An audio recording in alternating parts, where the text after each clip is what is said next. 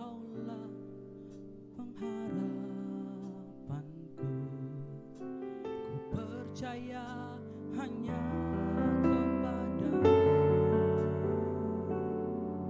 Yesus Allah perlindunganku. Engkau yang selalu ku puji.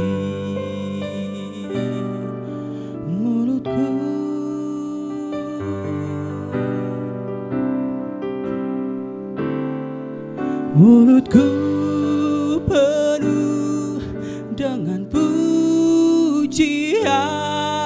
kepadamu ya Yesus Tuhan. Sepanjang hari ku beri penghormatan kepadamu ya Tuhan,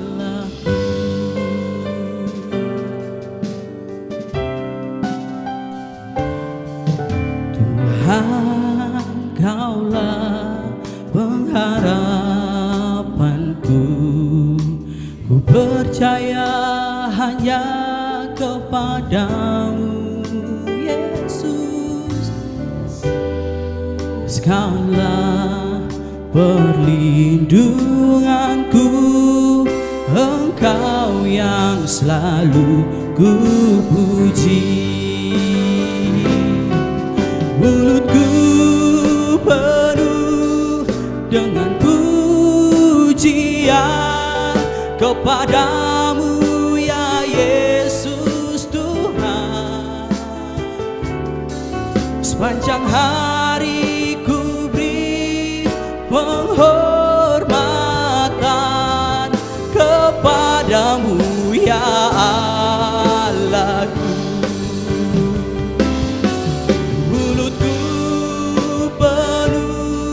Dengan pujian kepadamu ya Yesus Tuhan. Sepanjang hari ku beri penghormatan kepadamu ya Allahku. Kepadamu ya Allahku.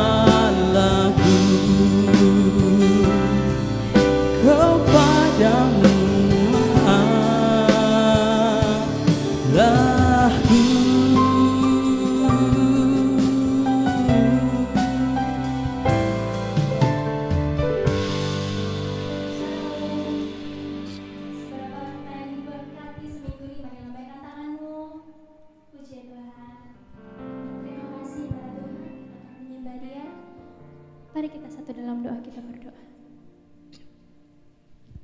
Kami bersyukur Tuhan, kasih dan karunia-Mu selalu nyata dalam setiap langkah kehidupan kami. Tak henti-hentinya kami berterima kasih padamu Tuhan. Tuhan, kami akan memulaikan ibadah kami. Berkati setiap hati kami Tuhan. Biarlah pujian dan penyembahan kami berbau harum di hadapan-Mu. Ini doa kami Tuhan, di dalam nama Tuhan Yesus. Haleluya. Amin.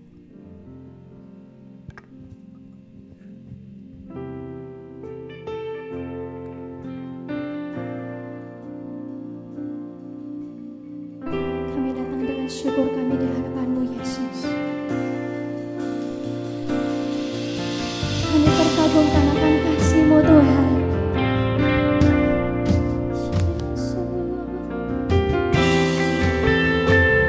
Mari jemaat Tuhan, sama-sama kita naikkan pujian ini. Ku datang dengan syukurku, membawa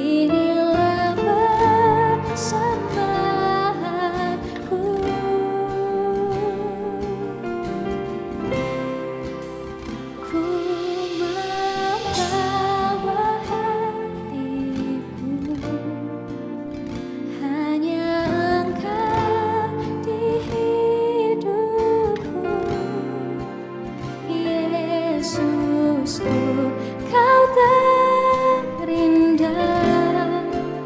Selamanya ku menyembahmu, ku membawa hidupku. Inilah persembahanku untuk Yesusku yang terindah. Selamanya ku menyembahmu, Yesus.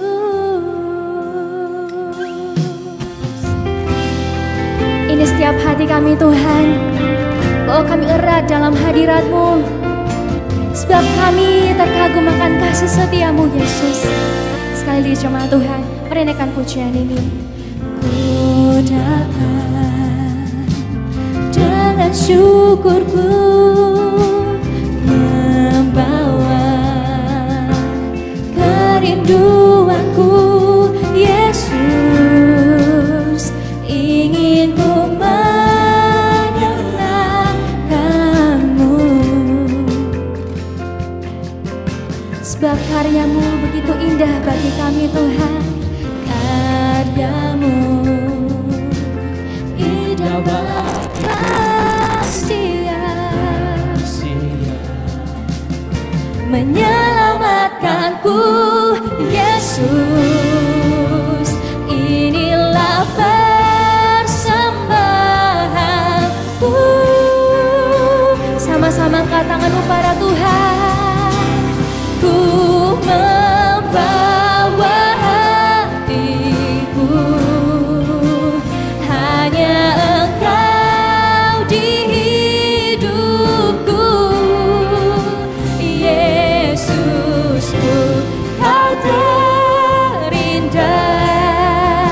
Selamanya ku menyembah. Kami bawa hidup kami.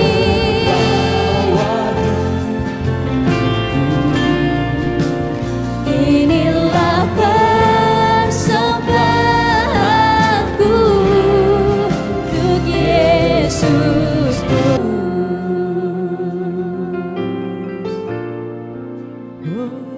Ini kerinduan kami, ini syukur kami.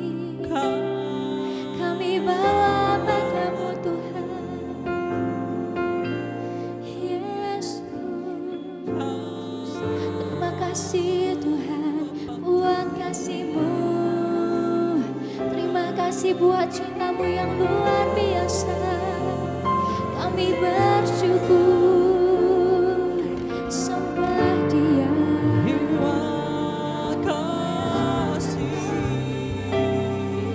Segala pengagungan, segala pujian hanya layak bagi-Mu, Yesus. Kami sembah Engkau, kami agungkan nama-Mu, terpujilah nama-Mu Tuhan Yesus.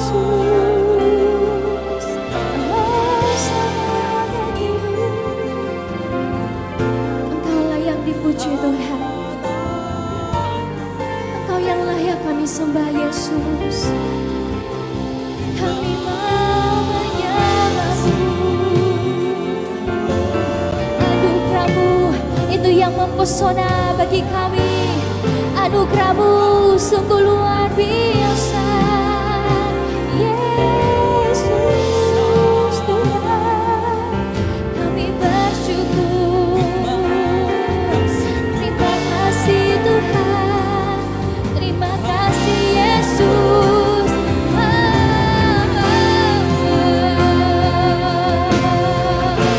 Dahsyat ajaib perbuatan-Mu dalam hidup kami. Terima kasih Yesus.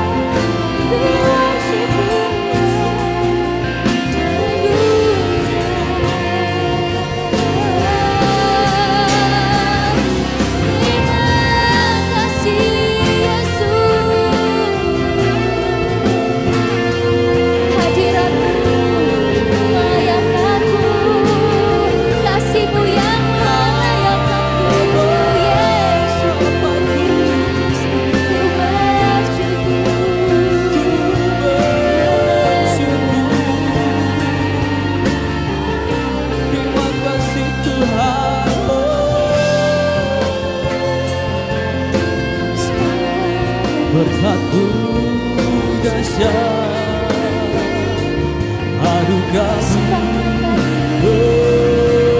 Yesus yang Maha Kuasa, Yesus yang Maha Tinggi.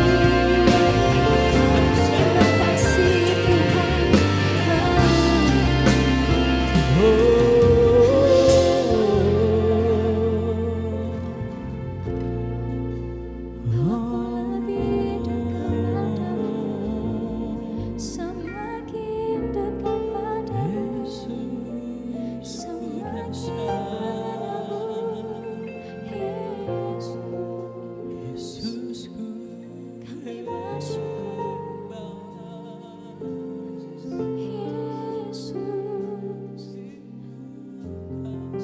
Jemaat Tuhan, terkadang bukan pergumulan yang membawa kita dekat pada Tuhan, tetapi karena cinta dan kasih kita kepadanya, karena kekaguman kita pada Tuhan Yesus.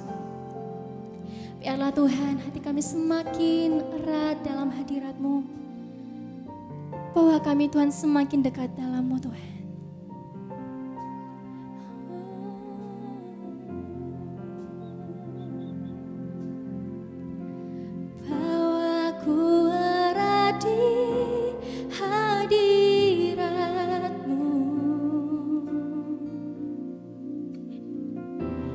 Hatiku persembahan bagimu, jiwa kami tenang, jiwaku tenang di hadirat-Mu.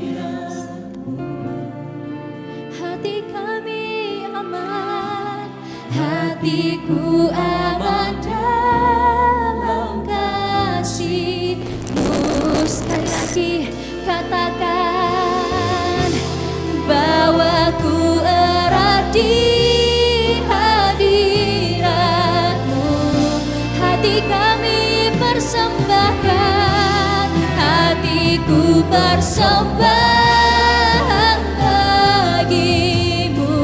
Sambil bangkit berdiri, mari naikkan pujian ini.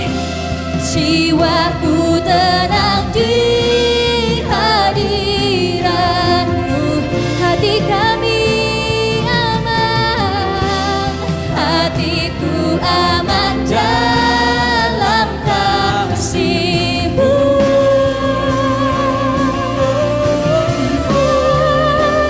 Ku membawa hatiku hanya di hidupku. Yesusku, Kau beri selamanya. Selamanya ku Kami bawa hidup kami, ku membawa hidup tempat kudus-Mu. persembahanku, Untuk Yesusku, Kau terindah. selamanya ku menyembah, Selamanya, selamanya ku menyembah, selamanya, selamanya ku menyembah-Mu. Yesus, beri kemuliaan bagi Tuhan Yesus yang dahsyat. Selamanya Tuhan, kami mau menyembah Engkau. Tuhan, kami akan memuji, meninggikan nama-Mu lebih lagi. Yang siap memuji Tuhan, mari sama-sama katakan amin.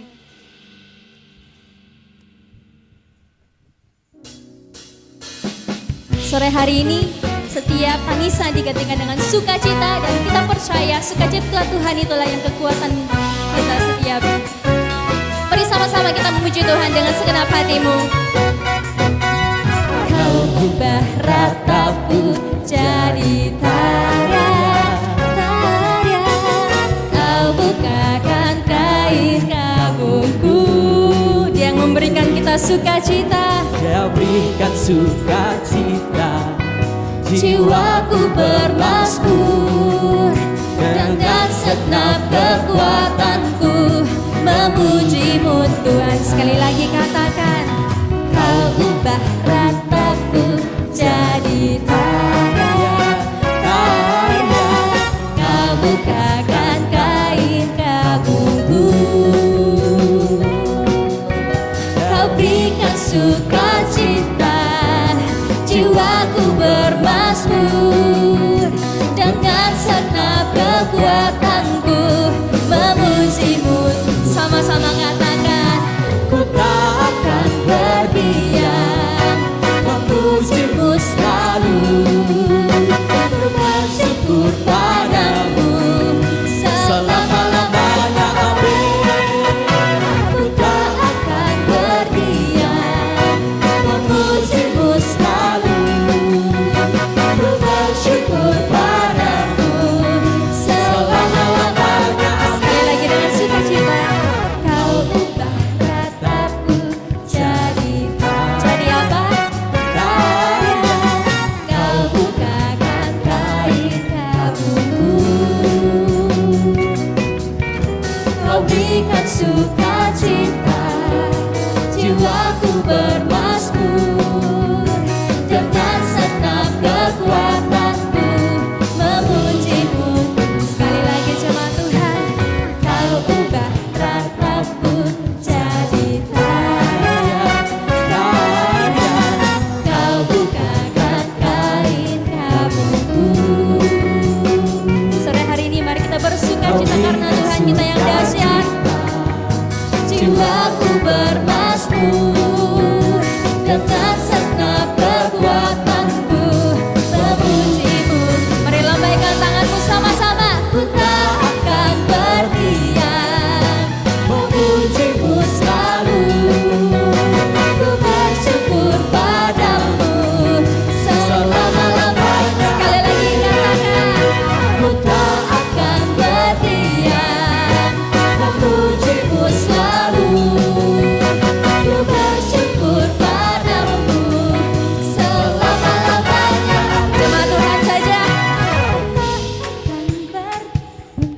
Saya yakin dan percaya suaranya bisa lebih keras lagi untuk memuji Tuhan. Amin. Selama-lamanya, amin. Ku tak akan berdiam, memuji-Mu selalu, ku bersyukur padamu selama-lamanya, selama-lamanya, selama-lamanya. Sekali lagi jemaat Tuhan, selama-lamanya, amin.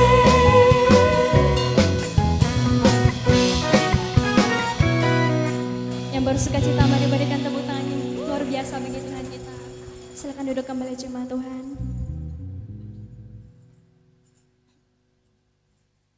Tiba saatnya kita akan masuk dalam pemberitaan kebenaran firman Tuhan. Disampaikan kepada Bapak Ibu jemaat yang mungkin membawa anak, boleh dibawa ke bawah untuk didoakan guru sekolah minggu.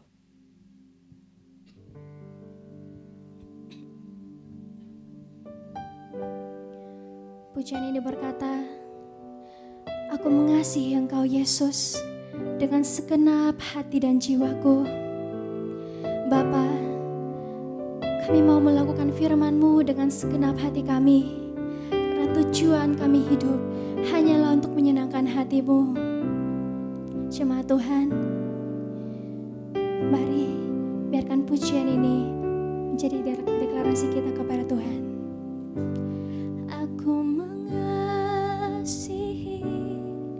Engkau Yesus dengan segenap hatiku. Aku mengasihi Engkau Yesus dengan segenap jiwaku. Ku renungkan firman-Mu siang dan malam, ku pegang perintah-Mu dan ku lakukan. Engkau tahu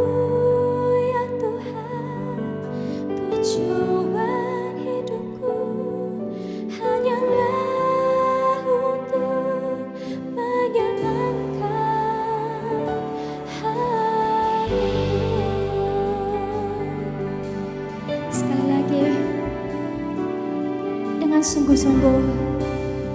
Mari sama-sama kita naikkan pujian ini. Aku mengasihi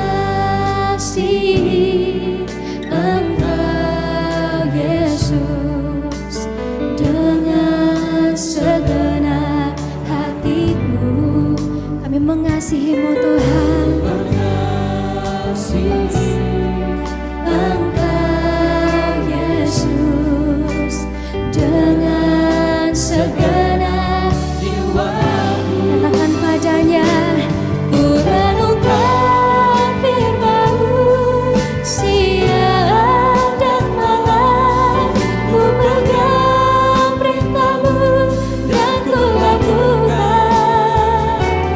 Engkau tahu ya Tuhan, tujuan hidupku hanyalah untuk menyenangkan.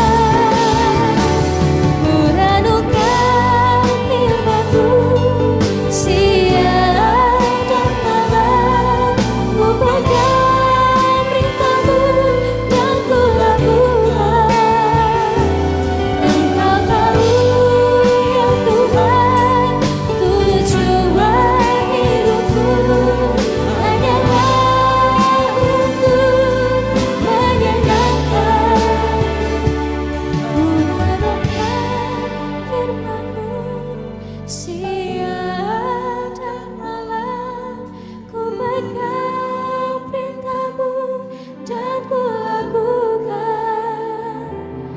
Engkau tahu ya Tuhan, tujuan hidupku hanyalah untuk menyenangkan. Sekali lagi, cuma Tuhan saja nyanyikan pujian ini.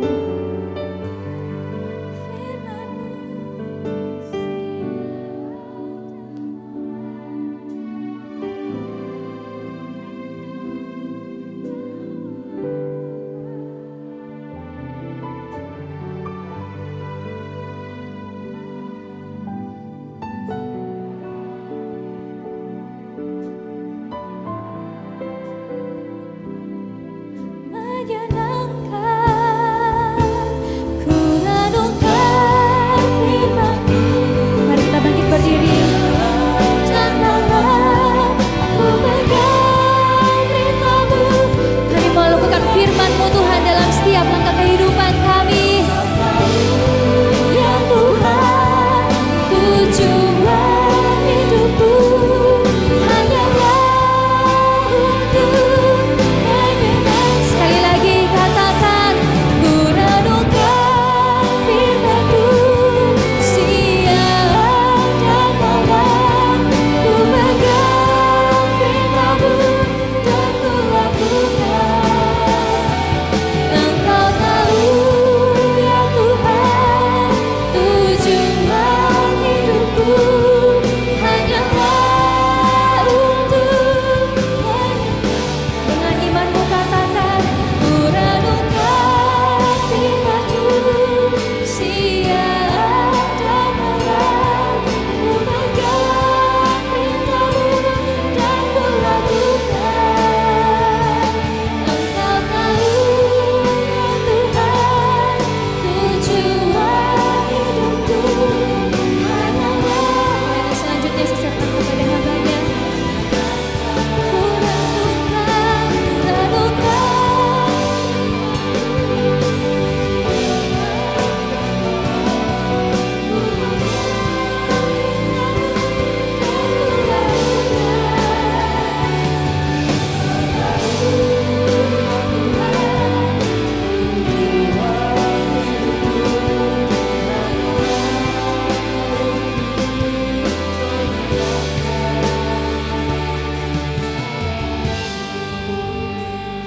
Mari kita berikan tepuk tangan bagi Tuhan kita.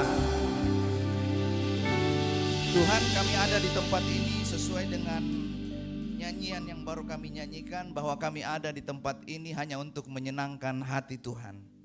Biar kiranya melalui kebenaran firman Tuhan yang akan kami dengarkan, hati kami diluruskan, motivasi kami dibenarkan, supaya kami hidup berbuah, supaya kami hidup berbuah lebat dan menghasilkan buah di dalam kehidupan kami. Melalui perkataan kami, sikap kami, tutur kata kami, perilaku kami, segala hal yang keluar dari kehidupan kami akan mencerminkan Kristus di dalam kehidupan kami. Terima kasih Tuhan, kami mengucap syukur. Semua yang siap mendengarkan firman Tuhan bersama-sama kita katakan amin. Silakan duduk. Sebelum duduk saya mengundang kita semua bangkit berdiri. Kita ada fellowship time di minggu kedua ini. Jadi coba balik ke belakang dan tanya orang yang di sebelahnya. Tanyanya ini, kamu suka makan apa? Coba tanya, coba balik dan tanya orang yang ada di belakangnya. Jangan yang di sebelahnya ya, yang di belakangnya. Ayo, kita ada fellowship time supaya kita di tempat ini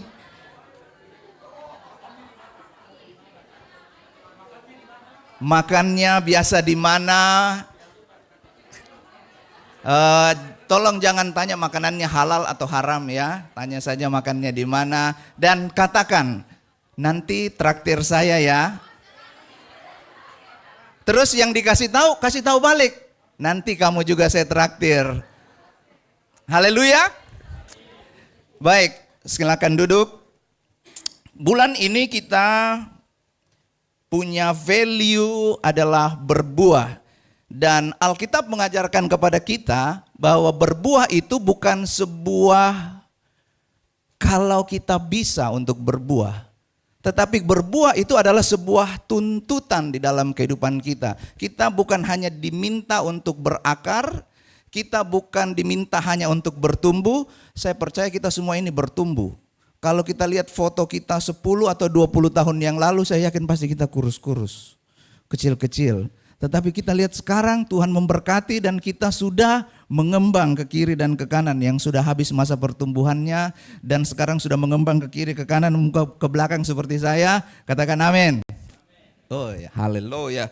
Jadi kita bukan hanya diminta untuk bertumbuh, tetapi kita dituntut untuk kita berbuah. Kita bisa lihat di dalam Matius pasalnya yang ke-7 ayat yang ke-17 sampai ke-20, bagian terakhir dikatakan begini, dari buahnya lah kamu akan mengenal seseorang. Nah, salah satu hal yang bisa menunjukkan kita sedang berbuah adalah ketika kita memberikan waktu kita untuk melayani Tuhan. Nah, kalau melayani Tuhan bukan hanya kita melayani di gereja, bukan hanya kita melayani di tempat ini, tetapi kita bisa melayani Tuhan di mana saja. Tetapi gereja Tuhan yang dipercayakan di tempat ini berada memfasilitasi untuk kita semua bisa melayani Tuhan. Yang mau melayani Tuhan katakan amin. Nah, kita yakin bahwa waktu kita itu terbatas. Kita semua itu punya kemampuan yang terbatas. Ada yang jago untuk media, ada yang bisa untuk bermain musik, ada yang kalau dia bicara pun, dia bicara itu nadanya tidak tune. Baru bicara sudah tidak tune. Kalau saya mau bilang fals kayaknya nggak enak sekali ya. Jadi baru bicara saja nadanya tidak tune. Tetapi Tuhan kasih kemampuan kita berbeda-beda. Karena itu perbedaan itu kita harus pakai untuk melayani Tuhan. Amin. Nah, oleh karena itu penekanan value kita adalah pada keinginan untuk selalu memberi. Jadi buah yang kita miliki itu akan terlihat kita ketika kita memberi waktu kita untuk melayani Tuhan. Nah, kita bisa memberi tanpa kasih, tetapi kita tidak bisa mengasihi tanpa memberi. Amin. Nah, pada malam hari ini bukan saya yang berkhotbah, saya hanya diberi kesempatan untuk membawa tentang fellowship time dan value kita di tempat ini. Saya mengundang mentor rohani kita, Bapak Pendeta Ezra. Mari kita beri tepuk tangan.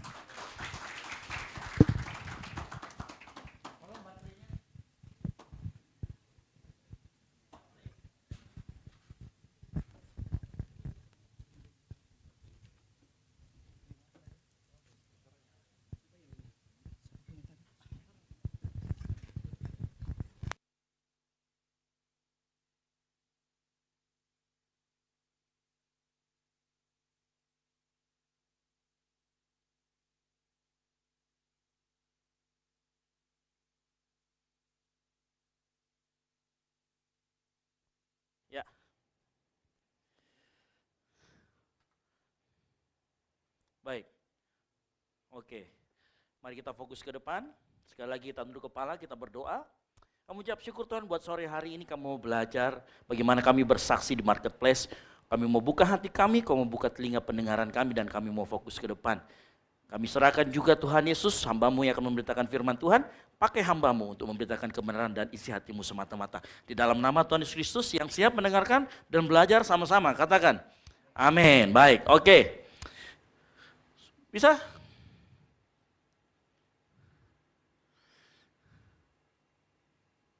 Kalau bisa, kasih kode dulu. Kalau tidak, tolong dibantu yang bisa. Ya, ini harus di-drill lagi nih anunya ya. Oke, baiklah. Sore hari ini kita akan belajar bagaimana kita bisa meneladani kehidupan Nehemia. Kita buka sama-sama Nehemia 1 ayat 1 sampai dengan yang ke-11. Kita buka sama-sama Nehemia 1 ayat 1 sampai dengan yang ke-11. Gimana bisa? Yang di belakang? Apa saya perlu turun ke bawah sana untuk ngajari?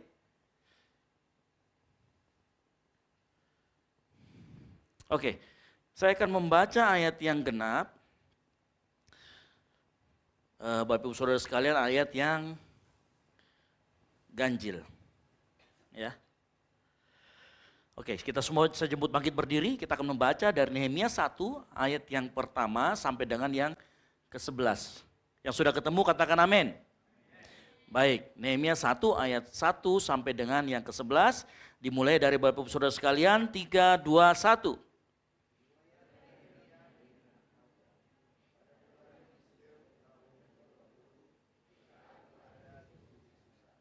Datanglah Hanani, salah seorang dari saudara-saudaraku dengan beberapa orang dari Yehuda.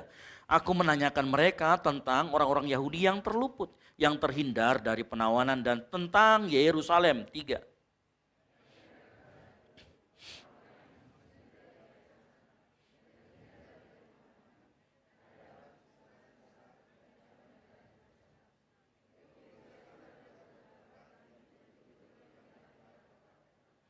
Ketika aku dengar berita ini, duduklah aku menangis dan berkabung selama beberapa hari.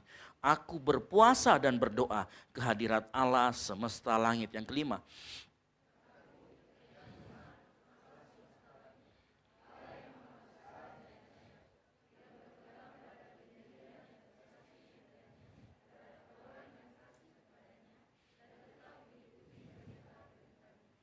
Berilah telingamu dan bukalah matamu, dan dengarkanlah doa hamba-Mu yang sekarang kupanjatkan ke hadirat-Mu siang dan malam bagi orang Israel.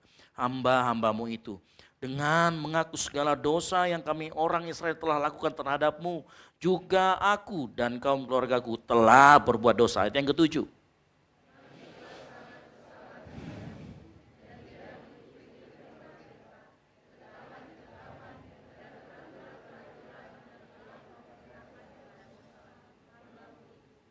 Ingatlah akan firman yang kau pesan kepada Musa hamba-Mu itu, yakni bila kamu berubah setia, kamu akan kucerai mereka di antara bangsa-bangsa. 9.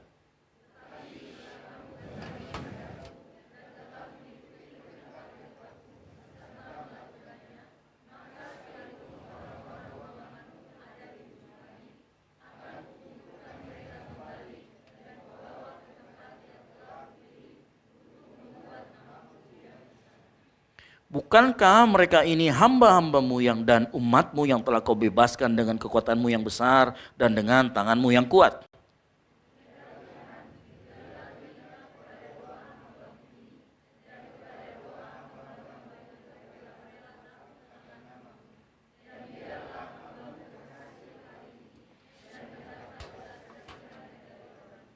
Amin, amin.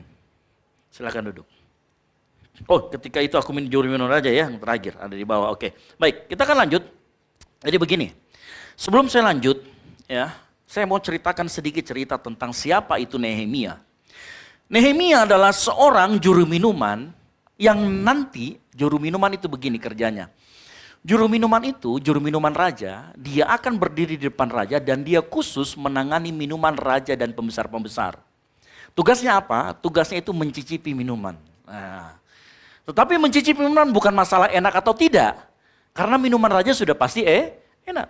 Tetapi salah satunya tugasnya adalah mengamankan jangan sampai ada orang yang mencoba meracuni raja dengan minuman yang diminumnya.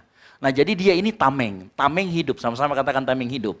Ya, pekerjaan ini ada enaknya, ada nggak enaknya. Enaknya dia berdiri di hadapan raja dan dia sangat dihormati, orang takut sama dia karena dia dekat dengan raja. Tetapi tidak enaknya kalau ada yang racunin dia duluan yang mati. Ya, tetapi saya mau kasih tahu. Tetapi ini adalah gambaran kehidupan kita yang ada di marketplace. Marketplace itu artinya tempat kita bekerja, tempat kita aktivitas kita sehari-hari, bukan hanya tempat bekerja, tetapi tempat aktivitas kita. Sebagian besar mungkin di sini adalah seorang anak mahasiswa. Sebagian besar saya lihat juga ada bapak-bapak, ada ibu-ibu. Mungkin kita di tempat kerja ataupun kita di rumah. Ya, itu adalah marketplace kita. Yang setuju katakan amin. Ya, jadi nantinya setelah dia jadi juru minum, kemudian karena juru minum kan hanya ada di istana ya, makanya saya katakan gini, Nehemia itu lingkupnya hanya di istana karena juru minuman. Tetapi kemudian Tuhan memberikan dia kesempatan untuk kemudian dia menjadi bupati di Yerusalem. Nah kemudian diangkat, skupnya bukan lagi di istana tetapi di sebuah kota, yaitu kota Yerusalem. Jadi ruang lingkup kesaksian yang semula terbatas di lingkungan istana Nehemia, kini diperluas di hadapan bangsanya, yaitu di kota nanti, di kota Yerusalem. Dia akan membangun tembok-tembok kota-kota Yerusalem. Ya, jadi ada sebuah peningkatan dari yang skupnya kecil menjadi skupnya yang besar. Nah apa yang mau kita pelajari dari Nehemia sore hari ini? Yang pertama, yang penting buat kita semua. Yang pertama adalah mempersiapkan kerohanian. Kita buka di ayat yang keempat ya, dikatakan begini di ayat yang keempat. Ketika ku dengar berita ini, duduklah aku menangis dan berkabung selama beberapa hari. Aku berpuasa dan berdoa ke hadirat Allah semesta langit. Nah kejadiannya itu begini. Nehemia mendengar kabar yang tidak bagus tentang Yerusalem. Ya, Yerusalem ini kampung halamannya, dia ini orang buangan. Kemudian diangkat menjadi juru minuman. Dia mendengar kabar yang tidak baik tentang Yerusalem. Ya, lalu kemudian apa yang dilakukan oleh dia? Tembok-tembok Yerusalem, dia berpuasa dan berdoa. Ya. Nah, mempersiapkan kerohanian, salah satu bentuknya adalah berpuasa dan berdoa. Nehemia duduk berkabung dan menangis selama beberapa hari. Kenapa? Karena keadaan yang harus diperbaikinya. Bangsanya di dalam kesukaran yang besar. Ya. Nah, salah satu, saya ulangi lagi, salah satu wujud dalam kita mempersiapkan kerohanian kita adalah mengutamakan doa dalam segala hal.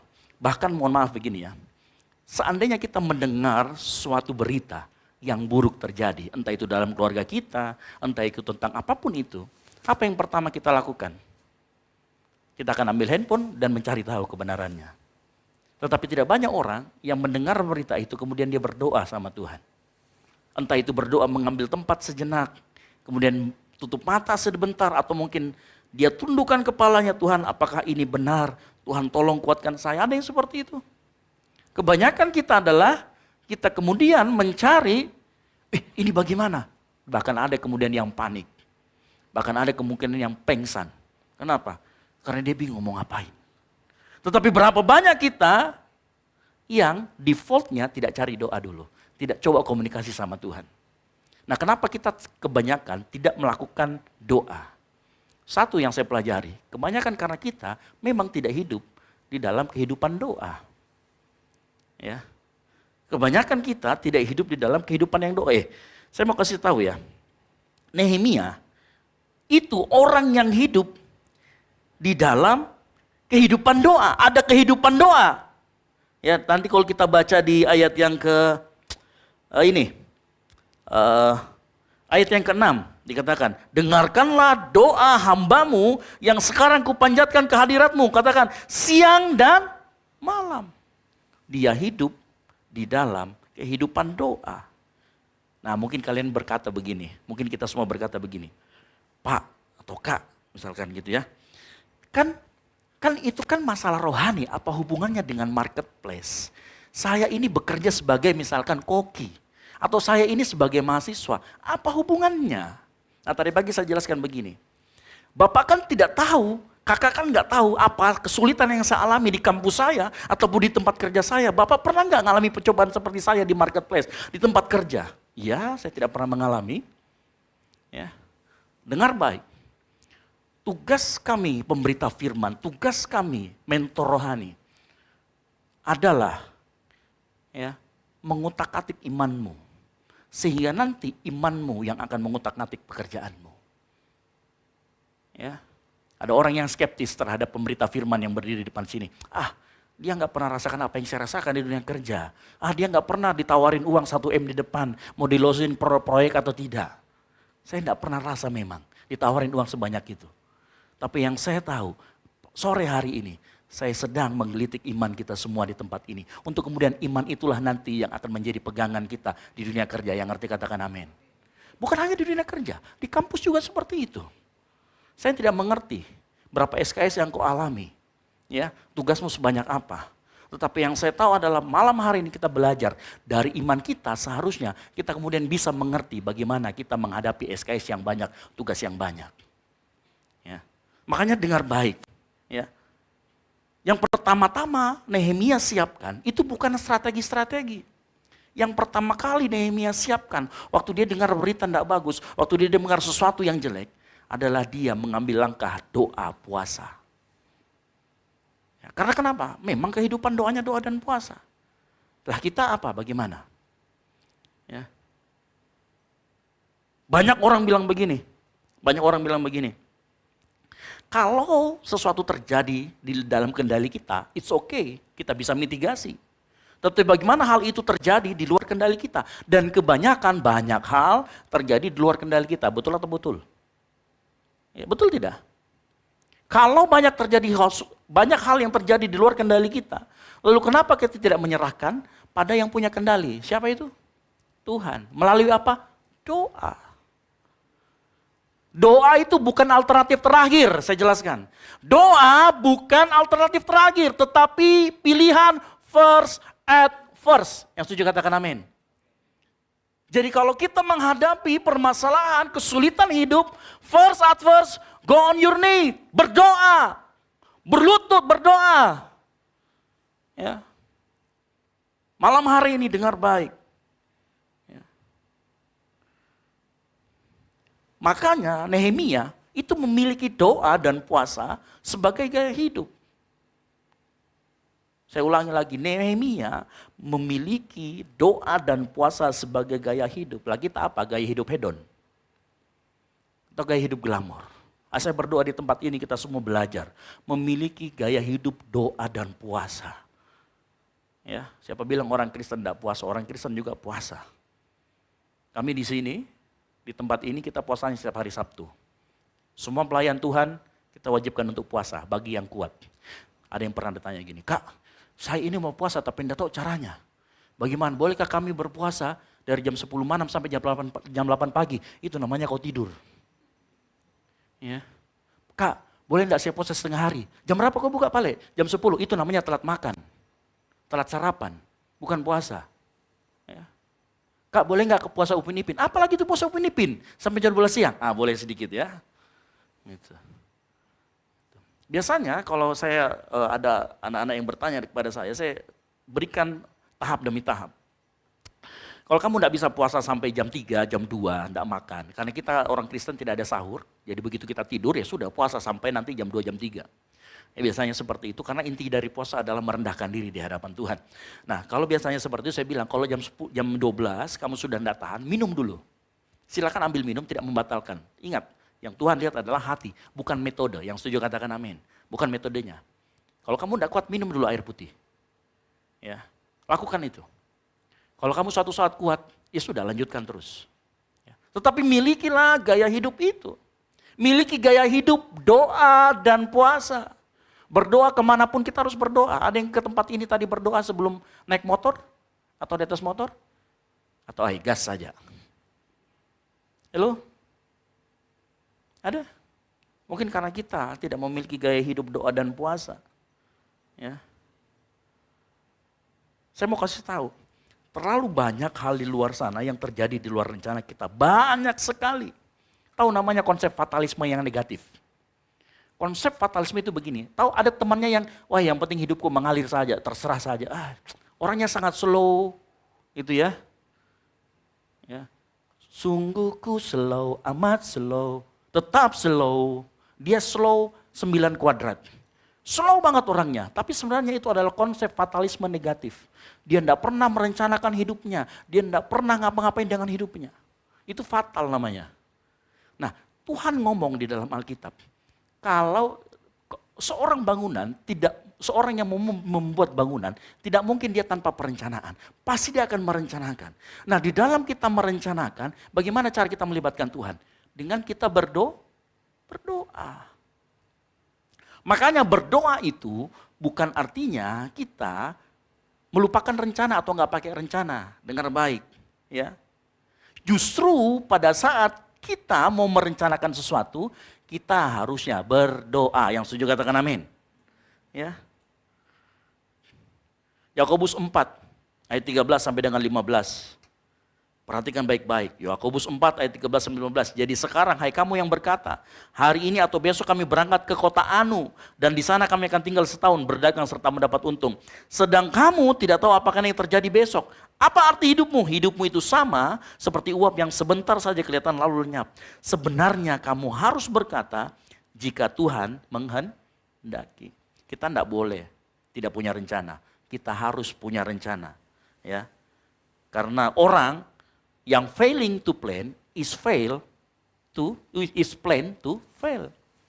Orang yang tidak merencanakan sesuatu, sebenarnya dia sedang merencanakan untuk gagal. Nah, pada saat kita merencanakan itu, ambil waktu sejenak untuk engkau berdoa. Kenapa? Saya mau kasih tahu. Doa itu mendatangkan hikmat. Yang setuju katakan amin. Engkau mau hikmat Tuhan dalam hidupmu.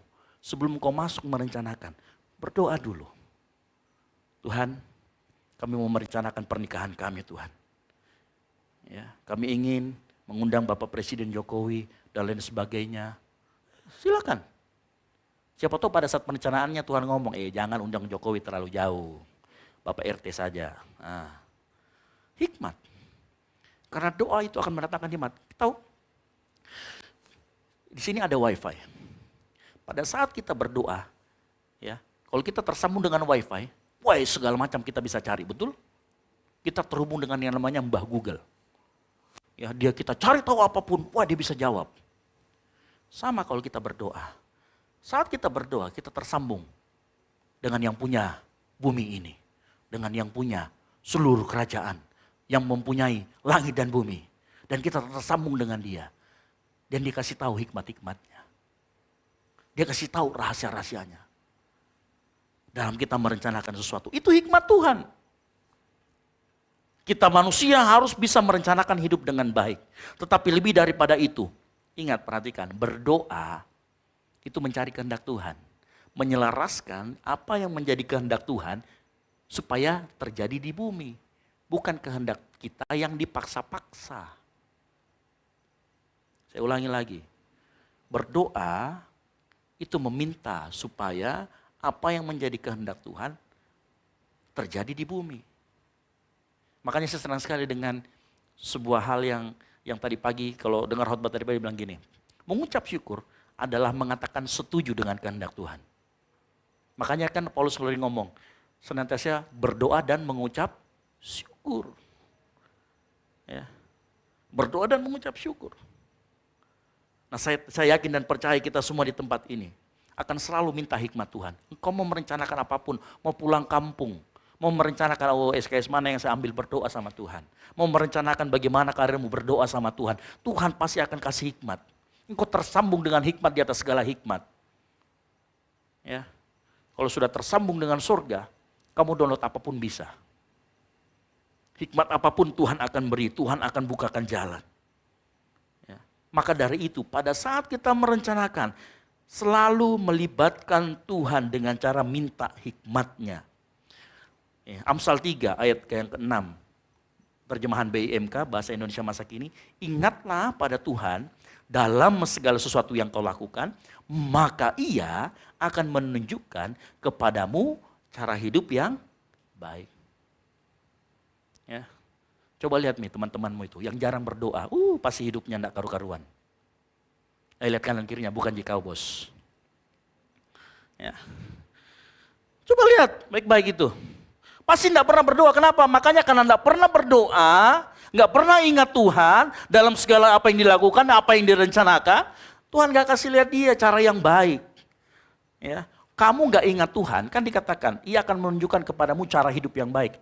Orang yang nggak ingat Tuhan, nggak pernah berdoa, nggak pernah ingat sama Tuhan, ya, kualitas hidupnya itu akan menurun. Orang yang selalu ingat Tuhan, kualitas hidupnya akan naik. Yang setuju katakan amin. Ya, berdoa. Doa harus jadi gaya hidup. Saya mau kasih tahu buat kita semua. Cara kita bekerja adalah cerminan dari hubungan kita dengan Tuhan. Saya ulangi lagi. Cara kita bekerja adalah cerminan hubungan kita dengan Tuhan. Gini ya, Nehemia itu bukan orang sembarangan.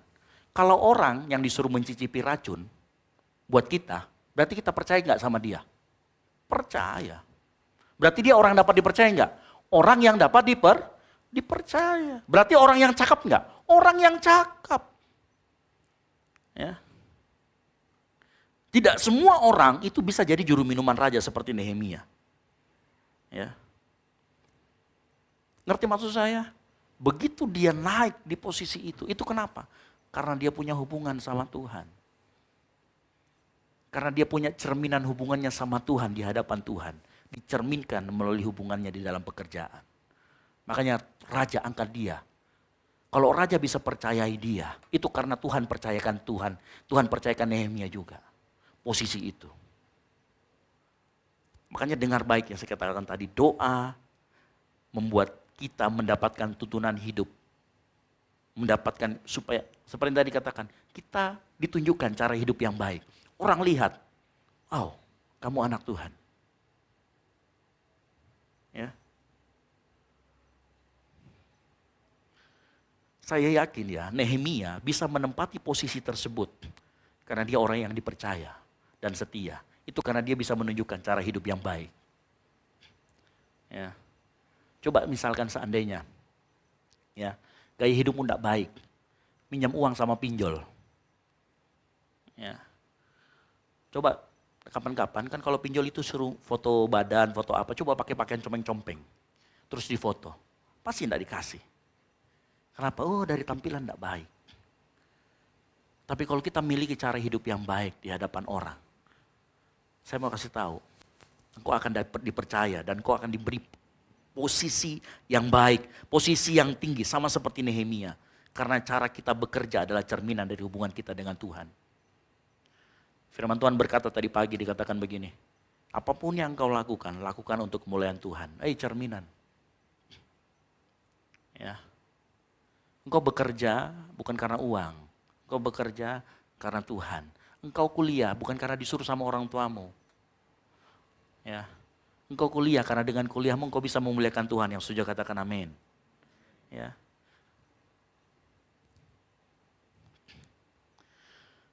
Saya yakin buat kita semua di tempat ini, ya, berdoa membuat kita siap untuk menerima tanggung jawab. Yang setuju katakan amin. Nah, saya jelaskan begini. Dalam dunia pekerjaan, bahkan dalam kehidupan kita sehari-hari, nggak ada ya orang yang lepas namanya dari tanggung jawab. Yang setuju katakan amin. Mau besar, mau kecil, tidak ada yang lepas dari namanya yang tanggung jawab. Ya. Nah, berdoa itu membuat kita menyerahkan segalanya ke dalam tangan Tuhan. Makanya begini, kalau di kuliahmu, di tempat kerjamu, engkau mulai dipercayakan, ambil itu. Kenapa saya bilang ambil? Karena dengan berdoa, engkau ngomong sama Tuhan, Tuhan, aku serahkan semuanya ke dalam tanganmu. Engkau ada di pihakku, engkau yang berperang buat aku. Maka aku berani ngambil tanggung jawab itu. Jangan seperti orang yang gak lempar-lempar tanggung jawab. Lempar-lempar tanggung jawab, tahu ngerti gak apa? Lihat saja kalau dia disuruh berdoa. Kau bisa saja. Doa makan. Jangan misalnya, Kak. Jangan. Jangan Mika. Itu juga sama. Gak ada kehidupan doanya. Ya. Padahal berdoa itu membuat kita menjadi lebih siap. Ya. Makanya saat engkau diberikan tanggung jawab, ambil. Bukan karena kita sombong mampu, bukan. Tetapi karena kita tahu saat kita berdoa, Tuhan ada di pihak kita. Dan kita tahu pada saat kita berdoa, kita terkonek dengan sesuatu yang memampukan kita. Whatever it is, saya percaya doa itu punya kuasa yang supranatural. Sama-sama katakan supranatural. Iya, doa itu bisa memberikan kita kekuatan. Makanya saya mau kasih tahu, doa adalah sebuah saluran Tuhan untuk memberikan kita kekuatan. Kalau engkau lagi lemah, engkau ada tekanan, ambil tempat untuk berdoa. Menangis sama Tuhan. Ya. Jiwamu hancur diputusin, ya. Berdoa sama Tuhan. Ya, enggak usah dikejar lagi. Lu tutup buku saja. Gitu ya. Berdoa sama Tuhan, cari tempat untuk berlutut. Ya. Engkau yang merasa lemah, aduh capek sekali kah hidup. Saya baru dengar tahu tadi pagi karena saya jarang-jarang mengikuti. Ada seorang anak pendeta yang kemudian bundir. Sudah tidak kuat menghadapi tuntutan hidup. Ya, anak-anak muda sekarang kan disebut dengan generasi stroberi. Stroberi bagus, cantik kelihatannya, tapi begitu dipegang, hancur. Ya. Rapuh, generasi rapuh. Gitu ya. Tapi saya yakin kalau engkau mulai kehidupan doamu, sama seperti Nehemia, yang terjadi di luar sana, di tempat kerjanya terjadi apapun itu, selalu dia kemudian ambil waktu untuk berdoa. Karena dia tahu dengan berdoa Tuhan berikan dia kekuatan. Yang setuju katakan amin. Ya. Nah, Nehemia bukan hanya dapat dipercaya dan setia. Saya katakan tadi, Nehemia itu cakap, sama-sama katakan cakap. Dari mana saya tahu Nehemia cakap? Ya karena dia berdiri di hadapan raja-raja. Amsal 20 ayat 29 berkata begini, pernahkah engkau melihat orang yang cakap dalam pekerjaannya, di hadapan raja-raja ia akan berdiri. Nehemia kalau menghidangkan minuman kan di depan raja-raja. Makanya saya bisa katakan, Nehemia itu orang yang cakap. Nah saya mau kasih tahu begini, doa itu tidak menghilangkan tuntutan kita untuk meningkatkan skill kita. Yang setuju katakan amin. Berdoa itu tidak menghilangkan kita harus upgrading diri kita melalui pelatihan-pelatihan yang orang adakan. Yang melalui misalkan gini, tempat ini kita mau main musik nih. Tidak mungkin kau berdoa, Tuhan saya pengen main keyboard. Dari nggak tahu tiba-tiba kau main di situ main. Enggak. Ya. Berdoa itu menuntun, yes. Tetapi tidak serta-merta kita melupakan berbicara tentang kita kemudian tidak upgrade skill kita. Ya. Justru berdoa itu membuat kita mendapatkan tuntunan yang tepat dalam kita upgrading skill kita. Yang setuju katakan amin. Pada saat kita berdoa Tuhan akan kasih tahu, kamu itu cocoknya skill ini yang harus kamu latih. Kamu akan dipertemukan dengan orang-orang yang tepat dalam hidupmu untuk membuat engkau semakin tajam. Skillmu diperbaik, skillmu di-upgrade. Ya. Saya enggak tahu, saya cuman buat siapa? Ada yang namanya yang main tadi Dion. Dion datang dari Toraja, datang ke tempat ini. Pemain keyboard, Dion baru masuk ya. Pemain keyboard dia. Begitu masuk di tempat ini, dia mau main keyboard, mau melayani. Langsung saya suruh, oke. Karena kamu sudah bergabung di tempat ini, saya mentor rohani kamu, saya suruh kamu ayo latihan. Upgrade skill kamu sama Pak Peter. Dan dia lakukan. Ya. Dia tetap ikut doa. Doa pelayan apa semua ikut. Dan kita tetap wajibkan untuk ikut doa. Ya. Berdoa sekali lagi bukan berarti kemudian kita mengesampingkan kompetensi atau skill kita. Justru dengan berdoa maka Tuhan akan memperlengkapi kita dengan menyingkapkan dan menunjukkan bagaimana dan apa skill yang harus kita kembangkan. Engkau bingung, saya ini bisa aku apa ya Kak ya? Masak enggak bisa, ya kan parkir motor enggak bisa. Tahu parkir motor enggak bisa, kalau di sini sebutannya parkir motor 5.000. Orang semuanya lurus dia begini sendiri, 5 motor bisa masuk di situ. Ini namanya parkir motor 5.000. Ya, jadi kalau ada parkir ministry, parkir motor 5.000 sudah ada di depan. Cepat-cepat turun ke bawah itu anak-anak. Dia akan rapikan. Kalau kau bingung dalam hidupmu, kau mau upgrade skill apa untuk masa depanmu? Coba berlutut, berdoa, terus minta Tuhan begini, Tuhan pertemukan saya pengen skill yang tepat buat saya untuk menyambut masa depanku. Saya mau kasih tahu, Tuhan akan bukakan satu persatu. Tapi kalau kita tidak pernah berdoa, makanya tadi dikatakan berdoa itu seperti peta. Nanti Tuhan akan tuntun, nanti Tuhan akan tunjukkan. Ya. Makanya berdoa membuat kita mendapatkan tuntunan Tuhan dalam hidup kita. Ya. Manusia, masalahnya begini, manusia itu memiliki kecenderungan kalau ada masalah. Siapa di sini pernah ditilang polisi? Angkat tangan. Oh Putra, sudah jelas kamu, motormu memang Ada, so, nggak apa-apa, angkat tangan aja. Waktu engkau ditilang polisi, biasanya apa ngapain yang kita lakukan? Weh, tanya dulu bapaknya bapaknya ini, telepon dulu, betul? Itu kecenderungan kita memang. Nah kecenderungan manusia biasanya itu cari apa? Relasi.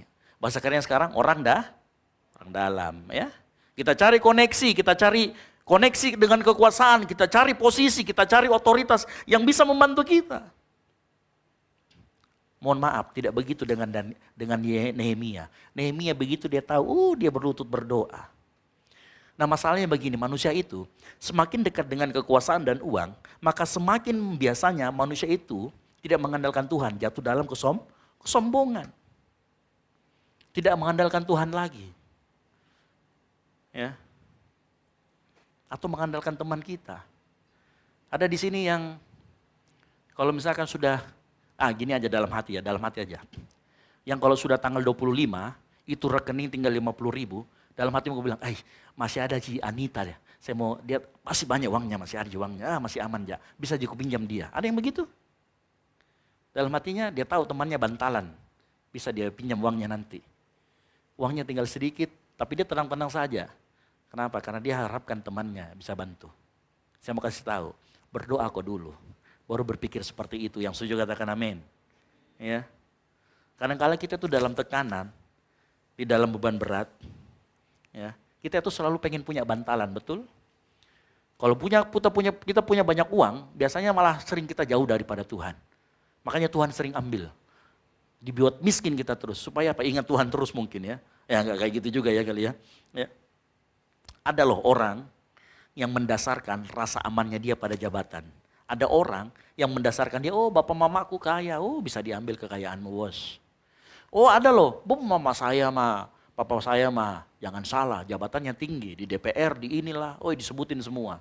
Dan itu menjadi sumber keamanan kita. Akhirnya pada saat kita ada apa-apa, yang pertama ditelepon, Pak, ditilang Kak polisi, bisa kok ngomong dulu? Bapakku mau ngomong. Mulai, dari situ kita sudah mulai belajar mengandalkan manusia.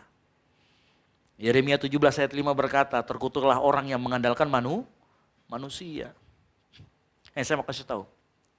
Orang yang pada saat dia mengalami tekanan, pada saat dia mengalami beban berat dalam hidupnya, pada saat ada tuntutan yang tinggi dalam hidupnya, kemudian dia tidak berdoa dahulu, dia tidak cari Tuhan dahulu, itu orang yang congkak. Karena dia mengandalkan apa selain Tuhan. Dia mengandalkan hal lain selain Tuhan. Makanya nanti baca ya dalam Yakobus 4. Yakobus 4 ayat yang tadi yang saya bacakan di atas tadi. Yakobus 4 ayat 16 dikatakan begini. Orang yang tidak menyerahkan rencananya ke dalam tangan Tuhan adalah orang yang congkak. Yakobus 4 ayat 16 dikatakan, tetapi kamu memegahkan diri dalam congkakmu. Dan semua kemegahanmu yang demikian adalah salah. Ya. Makanya orang yang congkak. Lihat perhatikan, orang yang sombong, orang yang congkak. Yang merasa dia punya jabatan. Dia akan susah sekali mengakui kesalahannya. Dia akan sombong, susah mengakui kesalahannya. Dia tidak rendah hati, dia tinggi hati. Ya. Makanya nanti di poin yang kedua. Ya. Apa yang dimiliki oleh Nehemia yang kedua? Selain dia punya gaya hidup doa, dia pergi cari doa dulu. Yang kedua, dia sadari akan kesalahannya. Nehemia berani mewakili bangsanya di ayat yang ke-7. 6 sampai dengan yang ke-7. Dia katakan gini. Dengan mengaku segala dosa yang kami orang Israel telah lakukan kepadamu. Berikutnya, juga aku dan kaum keluargaku telah berdosa. Nehemia itu orang yang mau mengakui kesalahannya. Bukan hanya kesalahan dia secara pribadi, tetapi kesalahan korporat di bangsanya di hadapan Tuhan. Saya mau kasih tahu ya. Menyadari kesalahan adalah langkah penting untuk pertobatan dan ketergantungan kepada kuasa Tuhan. Saya mau kasih ulangi lagi, menyadari kesalahan menjadi langkah penting untuk pertobatan. Ya. Perhatikan ya. Counter dari orang yang tidak mau mengakui itu seperti Adam dan Hawa. Tahu Adam dan Hawa? Waktu dia mengambil buah yang terlarang untuk dimakan, siapa yang menyuruh kamu? Dia lempar tanggung jawab. Dia tidak berani mengakui kesalahan. Ya. Waktu Adam dan Hawa jatuh ke dalam dosa, alih-alih Adam mengakui dosanya, dia lempar ke Hawa. Dan itu tabiat dosa.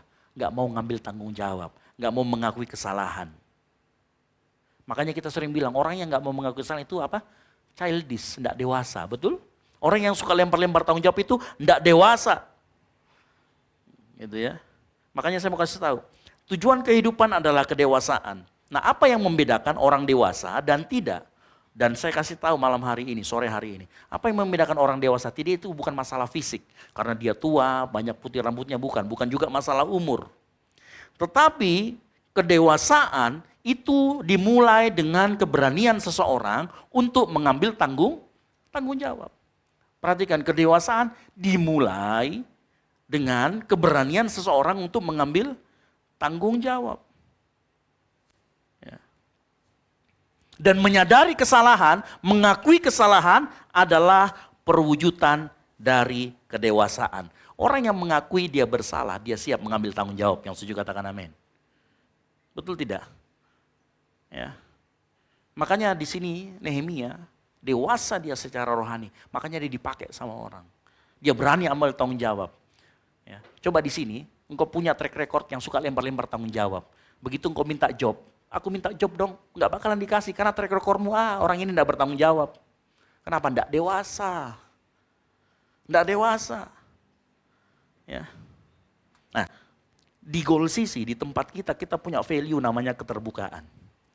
Kenapa orang harus terbuka? Ya, di sini kita belajar bahwa menyadari dan begini, orang yang menyadari dia salah dan mengakui kesalahan itu butuh yang namanya terbuka. Ya. Orang yang mau mengakui kesalahannya dia butuh untuk terbuka. Nah, keterbukaan memaksa kita untuk berani mengambil tanggung. Saat kita terbuka, mengakui kita salah saya itu di sini, saya mengaku saya salah. Saya terbuka, saya punya dosa. Berarti dia siap mengambil tanggung jawab.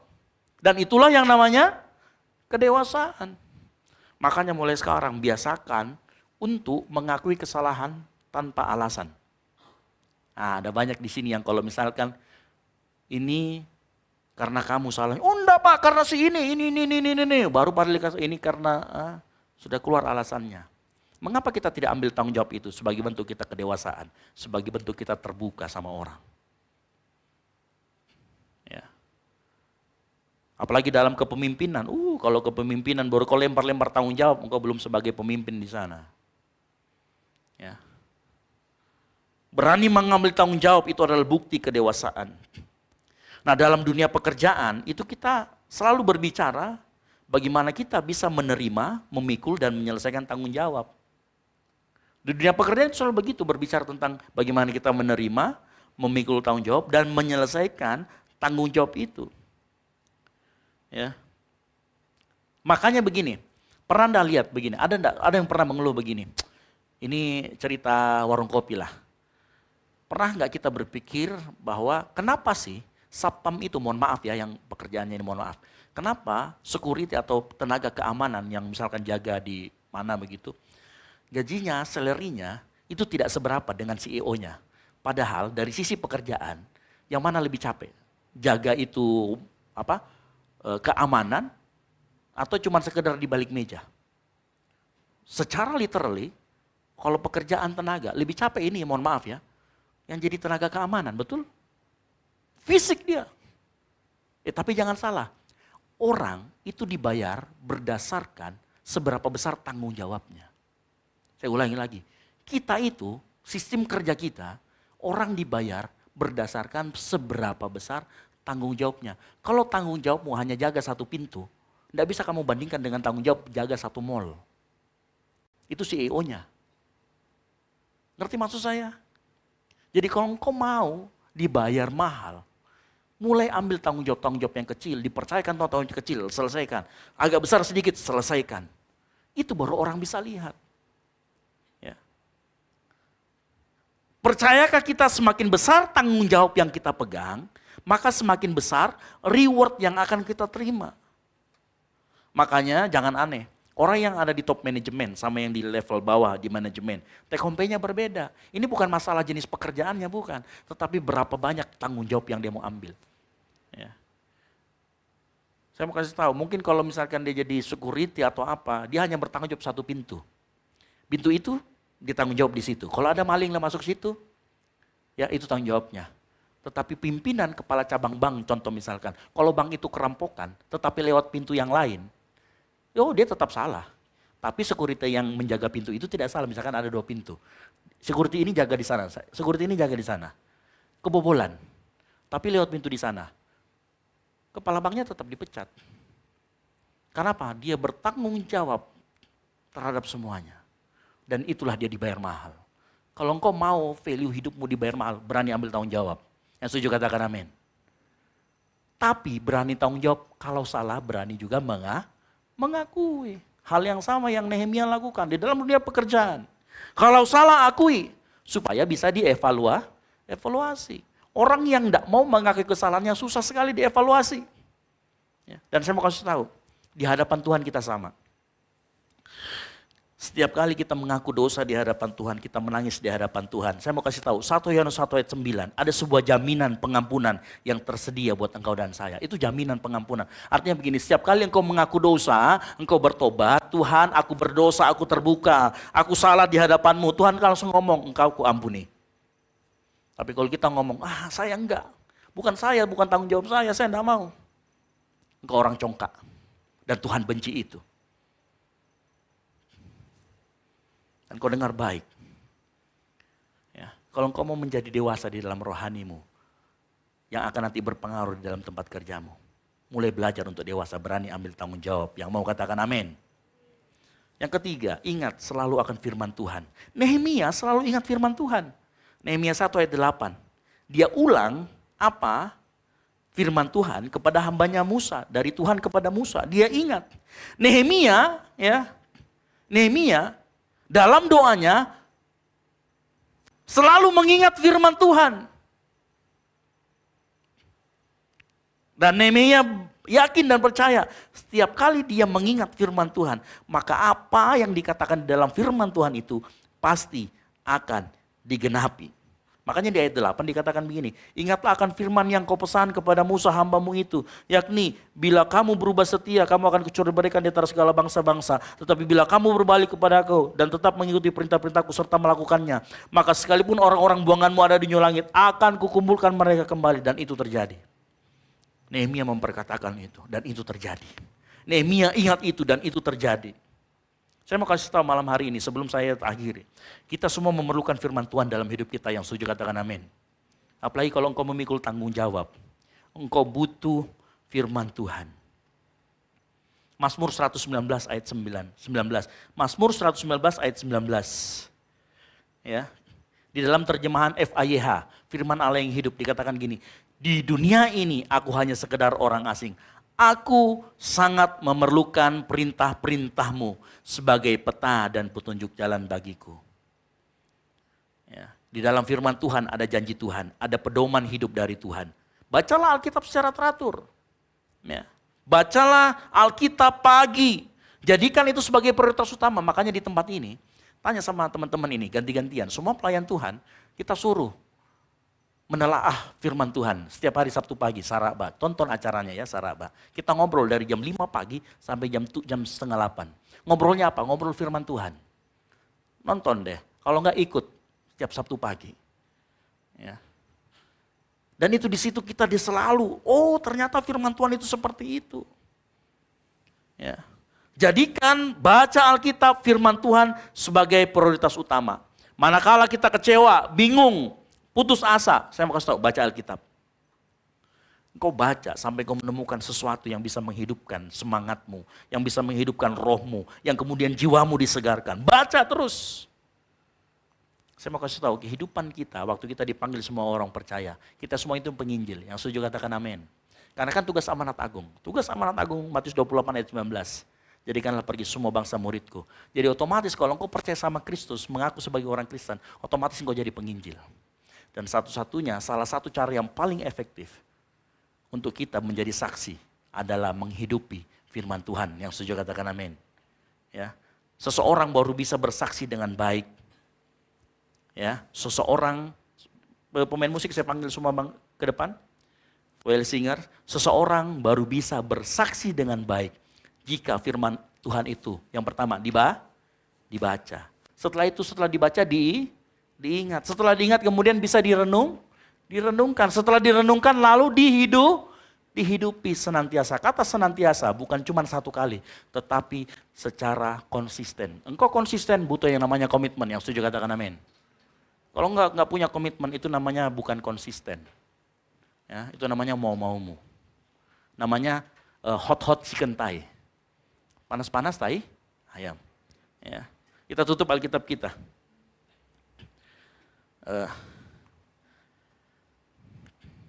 C. Ku persembahkan hidupku kepadamu Tuhan, untuk kemuliaan-Mu ku berikan hidup ini sebagai persembahan yang berkenan padamu. Kita nyanyikan pujian ini dari awal. Sama-sama kita katakan, ini aku Tuhan, semua milik-Mu. Ini aku, semua milik, ku serahkan padamu Tuhan. Ku serahkan padamu Tuhan. Penyesalan dan kebanggaan, penyesalan dan kebanggaan, suka dan duka, semua ku serahkan. Yang telah lalu, yang akan datang, yang akan datang, hasrat dan harapan yang terbayang, hasrat dan harapan yang terbayang, masa depan dan rencanaku, semua ku serahkan dalam tangan-Mu. Mari kita bangkit berdiri, sama-sama kita katakan, ku persembahkan hidupku kepadamu Tuhan, untuk kemuliaan-Mu ku berikan hidup ini sebagai persembahan yang berkenan padamu. Malam hari ini kita belajar dari Nehemia, bangun kehidupan doamu, karena nanti kehidupan doamu ini akan mempengaruhi kehidupan kampusmu, akan mempengaruhi kehidupan kerjamu. Saat engkau membangun kehidupanmu di atas doa, saya mau yakin dan percaya, saya terlalu yakin dan percaya, kehidupanmu akan menjadi dewasa rohani. Engkau akan menjadi dewasa rohani. Engkau akan berani mengambil tanggung jawab, karena engkau selalu ingat firman Tuhan. Saat engkau ambil tanggung jawab ingat firman Tuhan, engkau akan dihormati Allah dan dihargai oleh manusia. Kehidupanmu akan menjadi saksi di tengah banyak orang. Mungkin kita berkata malam hari ini, doa itu bisa apa? Saya mau kasih tahu. Setiap kali kita berdoa, di alam roh sana terjadi sesuatu yang dahsyat. Kita tidak tahu apa yang terjadi dengan doa-doa kita. Tapi saya mau pastikan, Tuhan selalu menjawab doa kita. Permasalahan jawabannya ya atau tidak itu terserah Dia. Karena yang kita inginkan pada saat kita berdoa adalah, jadilah kehendak-Mu di bumi seperti di sorga. Saat kita berkata, kita berdoa kepada Tuhan, sebenarnya saat itu kita sedang setuju, Tuhan, aku mau setuju dengan apa yang Kau kehendaki dalam hidupku. Makanya pintar Nehemia, diingatkan Tuhan akan firman Tuhan. Dia pegang janji Tuhan yang ada dalam firman Tuhan. dan dia itu serukan. Malam hari ini belajar baca firman. Temukan janji Tuhan dalam firman Tuhan. Perkatakan dalam setiap doamu. Dan Tuhan akan jawab. Mari sama-sama angkat kedua tanganmu. Kita nyanyikan pujian ini refnya. Ku persembahkan hidupku kepadamu Tuhan. Untuk kemuliaan-Mu ku berikan hidup ini sebagai persembahan yang berkenan pada. Mari lebih sungguh-sungguh lagi. Engkau yang mau mempersembahkan hidupmu sama Tuhan. Ku persembahkan hidupku kepadamu Tuhan. Untuk kemuliaan-Mu ku berikan hidup ini sebagai persembahan yang berkenan padamu. Mari lebih sungguh-sungguh naikkan suaramu, katakan ini kami, hidup kami Tuhan. Yes. Ku persembahkan hidupku kepadamu Tuhan. Kemuliaan-Mu ku berikan hidup ini sebagai persembahan yang berkenan padamu. Yang berkenan sekali lagi, yang berkenan padamu, yang berkenan padamu. Amin, haleluya. Yes. Kami tahu Tuhan, di dalam marketplace kami, entah itu di kampus, entah itu di tempat pekerjaan, kami ini alat-Mu. Oleh karena itu malam hari ini melalui pujian kami, Tuhan, kami mau bilang, kami mau persembahkan kehidupan kami ke dalam tangan-Mu. Kehidupan kami di kampus, di marketplace, di tempat kami bekerja, di rumah, dimanapun Tuhan. Kami mau menyerahkan ke dalam tangan melalui doa kami. Kami membangun kehidupan doa kami sehingga pada saat kami bersaksi, kami beroleh hikmat, kami beroleh kekuatan, kami beroleh kesanggupan dari Tuhan. Karena Engkau adalah sumber segalanya dalam kehidupan kami, Tuhan. Kami yakin dan percaya Engkau malam hari ini berbicara banyak dalam hati kami. Dan kami mau Tuhan, firman itu tidak hanya kami dengarkan, tetapi kami mau menjadi pelaku firman. Sehingga setiap kali firman itu kami hidupi, itu menjadi kesaksian buat orang sekitar kami. Ya, kami diperkenan oleh Allah dan dihormati oleh manusia. Karena firman-Mu kami hidupi, karena Injil-Mu kami hidupi dalam kehidupan kami. Terima kasih Tuhan, hamba-Mu selesai berbicara, tapi Roh Kudus akan terus memampukan dan mengingatkan atas firman Tuhan yang hamba-Mu sampaikan malam hari ini. Lihat anak-anak-Mu Tuhan, mereka yang mungkin saat ini tersesat, tidak menemukan jalan.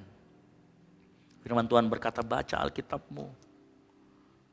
Mulai buka Alkitab-Mu lagi, Engkau akan menemukan peta jalan hidup-Mu di sana. Engkau akan menemukan janji-janji Tuhan di sana. Engkau yang sudah malam hari ini mulai letih, lesu, berbeban berat. Mulai ambil waktu berdoamu dengan Tuhan. Mulai ambil waktu me time-Mu dengan Tuhan sendiri. Terima kasih Tuhan. Buat apa yang Engkau beritahukan pada kami malam hari ini. Kami serahkan semuanya ke dalam tangan-Mu. Ampuni segala dosa dan pelanggaran kami. Dan kami yakin firman-Mu akan terus hidup dalam hati kami. Di dalam nama Tuhan Yesus Kristus. Yang diberkati oleh firman Tuhan, sama-sama katakan amin. Silakan duduk.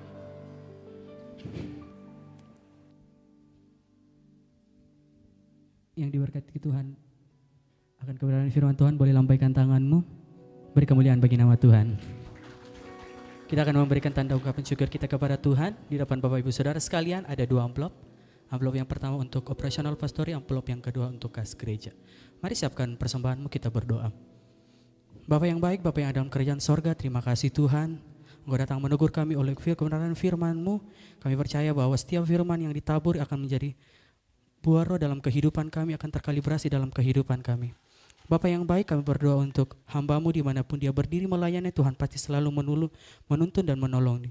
Tiba saatnya kami akan memberikan tanda ucapan syukur kami kepada-Mu Tuhan. Di dalam nama Tuhan Yesus kami berdoa, haleluya, amin.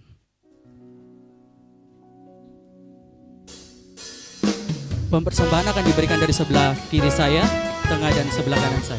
Selamat memberi Bapak Ibu Saudara sekalian, Tuhan Yesus memberkati.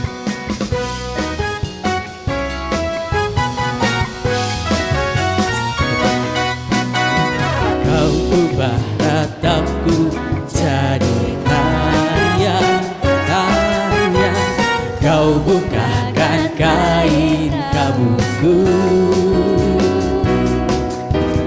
Kau berikan sukacita, jiwaku bermasmur.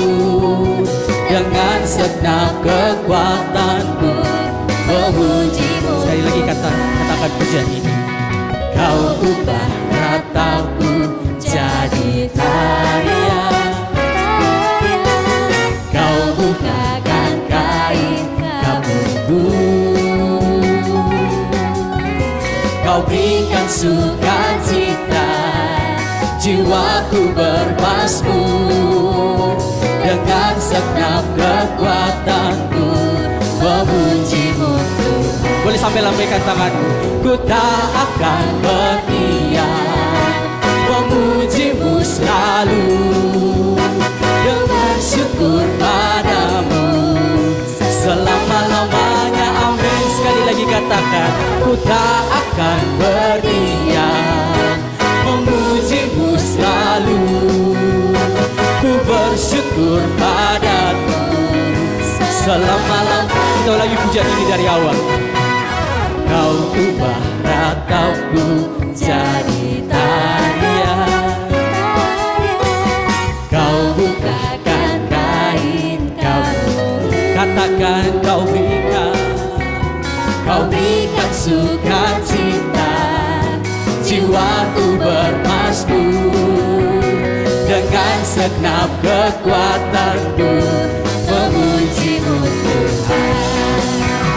Ku tak akan berdiam, memuji-Mu selalu. Ku bersyukur padamu selama-lamanya. Boleh sampai lambaikan tanganmu, katakan, ku tak akan berdiam. Boleh sambil bangkit berdiri Bapak Ibu yang sudah memberikan persembahan. Ku bersyukur padamu selama-lamanya. Amin. Sekali lagi sambil lambaikan tanganmu. Ku tak akan berdiam, amin, memuji-Mu selalu. Ku bersyukur padamu. Boleh lebih semangat lagi. Katakan, ku tak akan berdiam, memuji-Mu selalu. Ku bersyukur padamu selama-lamanya, amin. Selama-lamanya, selama-lamanya. Sekali lagi katakan, selama-lamanya, amin.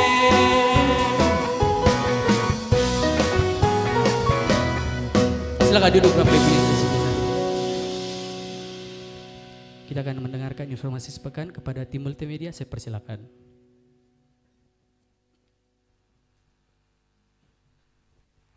Shalom jemaat yang dikasihi Tuhan, berikut beberapa informasi kegiatan GBI Oikumene selama 1 minggu ke depan. Kami mengajak teman-teman semua yang rindu bersekutu dan bertumbuh bersama dalam Tuhan untuk hadir di ibadah ground Grow Up in God. Bagi teman-teman yang belum bergabung di salah satu ground, silahkan mengakses barcode informasi yang telah disediakan.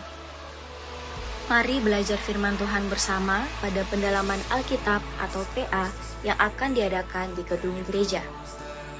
Doa sarapan pagi bersama akan diadakan pada hari Sabtu pukul 5 pagi bertempat di gereja. Bapak Ibu jemaat Tuhan juga dapat menyaksikannya secara online melalui live streaming YouTube GBI Oikumene. Doa pelayan dan puasa akan diadakan pada hari Sabtu pukul 6 sore bertempat di gereja. Gladi bersih untuk ibadah raya pertama akan diadakan pada hari Sabtu pukul 7 malam, ibadah raya 2 pada hari Minggu pukul setengah 3 sore, dan gladi bersih untuk ibadah raya ketiga akan diadakan pada hari Sabtu pukul 10 pagi. Ibadah raya Minggu diadakan sebanyak 3 kali, yaitu pukul 9 pagi, pukul 5 sore, dan pukul 7 malam. Ibadah raya yang pertama dan kedua akan disertai ibadah anak sekolah minggu. Ibadah-ibadah ini juga dapat disaksikan secara online melalui live YouTube GBI Oikumene. Bagi saudara-saudari yang ingin mendapatkan dukungan doa, silakan menghubungi nomor berikut. Pondok Daud akan diadakan setiap hari Selasa dan Jumat pukul 3 sore bertempat di ruang sekolah minggu. Bagi jemaat Tuhan yang berkerinduan untuk didoakan, silakan mengisi form pokok doa yang telah disiapkan. Mari tetap saling menopang dalam doa-doa kita kepada Tuhan. Bagi saudara-saudari yang membutuhkan layanan konseling, penyerahan anak, dan pernikahan, silakan menghubungi nomor berikut. Baptisan akan diadakan pada minggu terakhir setiap 3 bulan sekali. Bagi saudara sekalian yang membutuhkan layanan baptisan, silakan menghubungi nomor berikut. Persembahan persepuluhan dan persembahan lainnya dapat ditransfer melalui rekening BCA dengan nomor 7993 111 777 atas nama GBI Oikumene. Jangan lupa untuk mencantumkan keterangan untuk setiap persembahan yang diberikan. Perpuluhan yang jemaat Tuhan berikan akan dipergunakan seluruhnya untuk pekerjaan Tuhan di tempat ini dan akan dilaporkan secara periodik serta terbuka kepada jemaat Tuhan sekalian. Bagi Bapak Ibu jemaat Tuhan dan saudara sekalian yang rindu untuk melayani Tuhan, silakan mengisi formulir dengan cara scan barcode berikut atau menghubungi nomor berikut. Mari memakai waktu dan talenta yang Tuhan beri bagi kemuliaan namanya. Demikian informasi mengenai kegiatan GBI Oikumene selama sepekan. Selamat hari Minggu, Tuhan Yesus memberkati.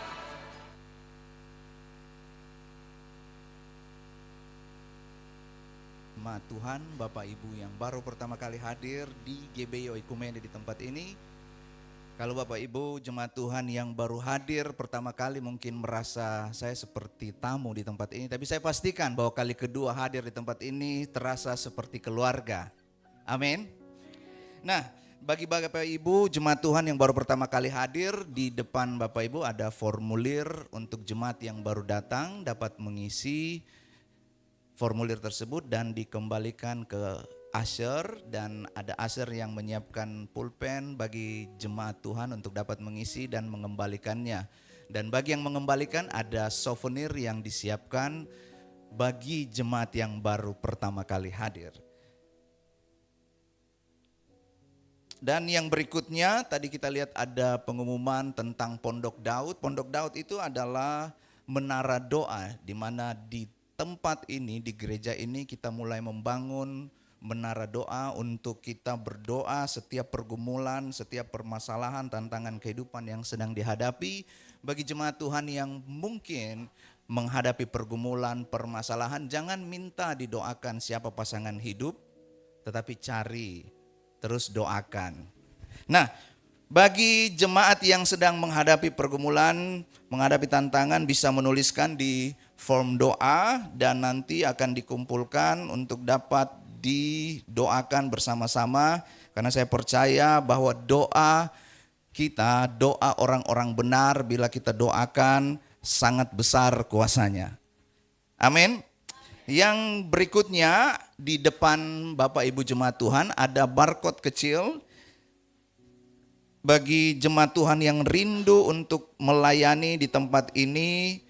Kami membuka kesempatan bagi jemaat Tuhan untuk dapat melayani bersama-sama seperti tertulis di dalam kebenaran firman Tuhan. Mari kita menghargai waktu dan kesempatan yang Tuhan berikan di dalam kehidupan kita untuk kita melayani Tuhan. Kita nggak mungkin bisa membalas kebaikan Tuhan, karena kebaikan Tuhan itu bukan hanya pada saat kita baik kepada Tuhan. Pada saat kita curang pun Tuhan tetap baik kepada kita.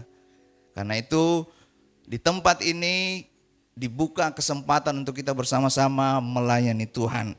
Yang terakhir ada teman-teman mahasiswa PKK PNUP yang sedang melakukan pencarian dana untuk Natal mereka. Ada basar di bawah, basarnya tidak dibeli tapi ditukar dengan uang. Sama saja ya. Jadi basarnya ditukar dengan uang, ada di bawah harganya 10.000, basarnya apa ya? Saya nggak tahu. Pokoknya di bawah ada basar teman-teman PKK PNUP yang sedang mengadakan pencarian dana untuk Natal mereka.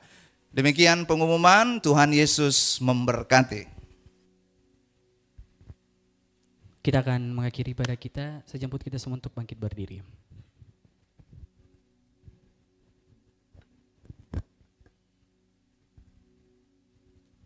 Mari jemaat Tuhan, kita dalam doa, kita berdoa.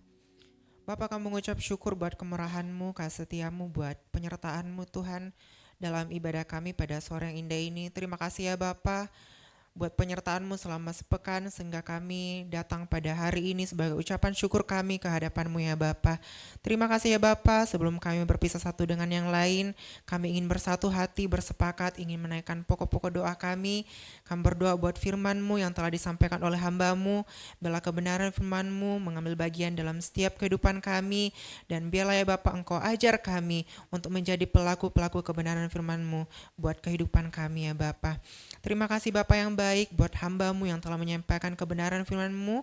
Engkau terus memberkati, Engkau terus mengurapi hamba-Mu dalam pekerjaan, dalam pelayanannya ya Bapa. Engkau terus pakai lebih hamba-Mu ya Bapa untuk memberitakan rahasia-rahasia kebenaran firman-Mu, sehingga kami jemaat-jemaat-Mu di tempat ini semakin bertumbuh pengenalan hikmat akan Engkau Bapa.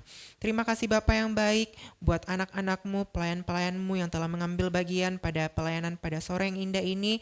Kami yakin dan percaya Engkau telah menilik setiap hati mereka, apapun yang Engkau telah percayakan dalam kehidupan mereka, segala kemampuan, segala talenta, biarlah benar-benar mereka pakai hanya untuk hormat dan kemuliaan-Mu.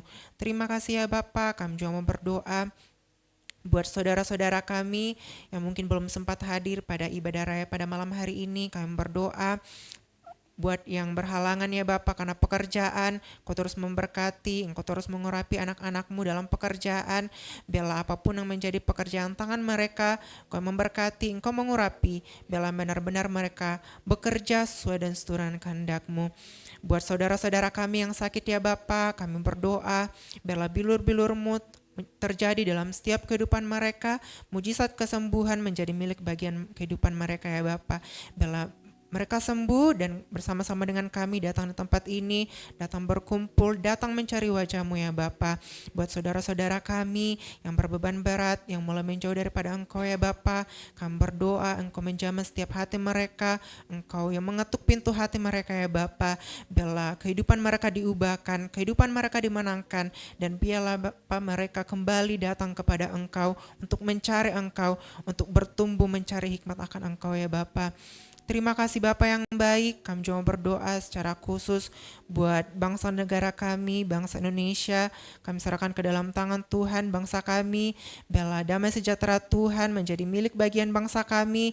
Penuaian jiwa, hujan-hujan pertobatan terjadi di bangsa kami ya Bapa. Biarlah di bangsa kami setiap lidah mengaku, setiap lutut bertelut bahwa Engkau adalah Tuhan Raja di atas segala raja. Dan juga ya Bapa buat pemerintahan kami, mulai dari pusat hingga ke pelosok negeri, kami serahkan ke dalam tangan Tuhan.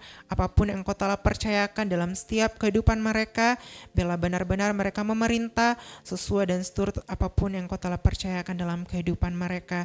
Terima kasih Bapa yang baik, kami juga berdoa buat gereja kami di tempat ini, buat GBI Oikumene, kami serahkan ke dalam tangan Tuhan. Biarlah di tempat ini semakin banyak jiwa datang mencari Engkau, biarlah di tempat ini semakin banyak jiwa dimenangkan ya Bapa.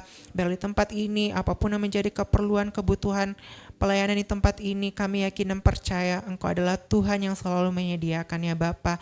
Biarlah gereja-Mu ini ya Bapa dapat menjadi menara doa-Mu di tengah kota kami, kota Makassar. Terima kasih Bapa yang baik. Kami juga berdoa secara khusus buat pemimpin kami di tempat ini, buat Ibu Gembala, kami serahkan ke dalam tangan Tuhan. Engkau terus memberkati hamba-Mu ini ya Bapa, di masa tuanya Engkau terus mengurapi, pertambah-tambahkan damai sejahtera Tuhan menjadi milik bagian Ibu Gembala di tempat ini. Biarlah melalui kehidupannya kasih karunia Tuhan nyata dan kasih karunia Tuhan terpanjat bagi jemaat-jemaat-Mu tempat ini ya Bapa. Buat leader kami di tempat ini, buat Pastor Ezra, kami serahkan ke dalam tangan Tuhan. Kau terus memberkati kehidupan pelayanannya, kehidupan pekerjaannya, dimanapun Engkau menempatkan hamba-Mu ya Bapa. Kau terus mengurapi, pertambah-tambahkan hikmat daripada Tuhan. Apapun yang menjadi pergumulan hamba-Mu ya Bapa, kami yakin dan percaya Engkau selalu memberikan jalan keluar bagi hamba-Mu. Bila melalui hamba-Mu, kami jemaat-jemaat-Mu di tempat ini semakin bertumbuh hikmat pengenalan akan Engkau ya Bapa. Buat istrinya kami serahkan ke dalam tangan Tuhan. Kau terus memberkati, Engkau mengurapi kehidupan pelayanannya sebagai tiang doa dalam keluarganya ya Bapa. Engkau terus memberkati, damai sejahtera Tuhan menjadi milik bagian hamba-Mu. Buat anaknya juga ya Bapa Dev, dalam masa pertumbuhan Engkau terus mengurapi anak ini, bila anak ini bertumbuh dan terpancar kasih karunia Tuhan dalam kehidupannya. Terima kasih Bapa yang baik, sepanjang kegiatan kami selama sepekan di tempat ini, kami serahkan ke dalam tangan Tuhan. Apapun yang menjadi kegiatan kami, rencana kami yakin dan percaya ada campur tangan Tuhan di dalamnya. Dan biarlah Bapa melalui kegiatan-kegiatan kami di tempat ini, biarlah hanya nama-Mu lah yang dipuji dan dipermuliakan. Terima kasih Bapa yang baik, ini yang menjadi doa kami. Masih banyak yang ingin kami sampaikan ya Bapa, namun sebelum itu semuanya keluar melalui mulut lidah kami yakin dan percaya Engkau telah menilik setiap hati kami. Ajar kami ya Bapa untuk terus berharap hanya kepada Engkau. Ini doa kami alaskan hanya di dalam nama Tuhan Yesus Kristus yang telah mengajar kami berdoa seperti yang Engkau telah ajarkan kepada murid-murid-Mu. Bapa kami, kuduskanlah nama-Mu.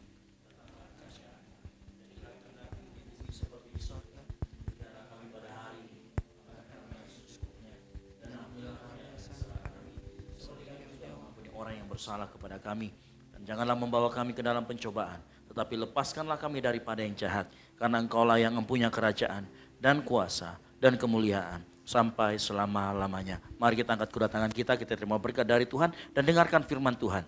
Sebab Tuhan ialah tempat perlindungan-Mu, yang maha tinggi telah Kau buat tempat perteduhan-Mu. Malapetaka tidak akan menimpa Engkau dan tulah tidak akan mendekat kepadamu, sebab malaikat-malaikatnya diperintahkannya kepadamu untuk menjaga Engkau di segala jalanmu. Semoga Bapa sumber segalanya, Gembala Agung kita Tuhan Yesus Kristus, dan persekutuan yang manis dengan Roh Kudus menyertai kita semua dari saat ini sampai Tuhan Yesus datang kedua kalinya menjemput kita di awan-awan permai. Bagi Dialah segala kemuliaan sampai selama-lamanya. Yang diberkati Tuhan, sama-sama katakan amin. Terima kasih, silakan duduk. Selamat hari Minggu, Tuhan Yesus memberkati.